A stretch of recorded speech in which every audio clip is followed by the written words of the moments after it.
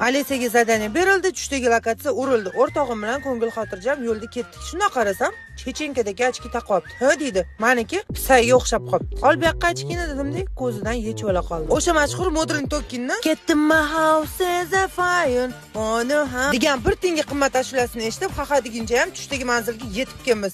Ha, tushimda xuddi shu yerda o'tirdim deb yana o'tirib oldim. Bizdan oldin ofitsiantga yetib kelib menyuni berdi. Ochidan olgan o'rtog'im nima bo'la, bir oy ovqat yemagan yoki uyga ham dastavka qildirmoqchi. Ola-kula ko'zlarim bilan ofitsiantga ketishini kutib turdim. O'tib-o'timga qarab, "Sen Makka dedim, 26, 52 mi? Menda 50 ming bor. Garang, o shundog'i ham 2000 yetmayapti. Tez-tez ovqat yeb, bo'tdan qochish kerak. Hozir usha olsa sangalatda menga supurgini berishadi" dedim. Ko'rganlar quyoshdan qochadi deb o'yladi. Aslida biz kamera joyiga o'tirib oldik. Ovqatlarimiz keldi. O'rtog'im lavashini oxirigacha yemasligini bilib, unga lavash, o'zimga gamburger oldim. Voy, muncha mehribon bular bir-biriga deb o'ylayotgan bo'lishlari mumkin. Maqsad gamburgerni oxirigacha yeyish va qolib ketgan lavashni ham oxirigacha yeyish edi.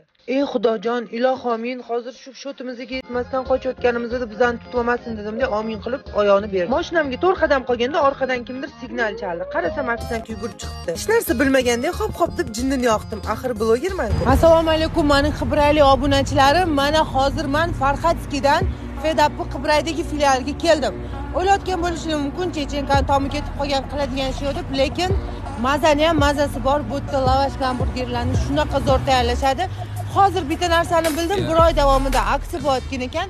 Lavash, gamburger, sendvich nima olishingizdan qat'iy nazar, 3 в 1 kofe yoki razливный kolani sizlarga mutlaqo bepulga qo'shib berishar ekan. Sizlar ham tashrif buyuringlar, bitta o'q bilan ikkita qo'yonni urib ketasizlar.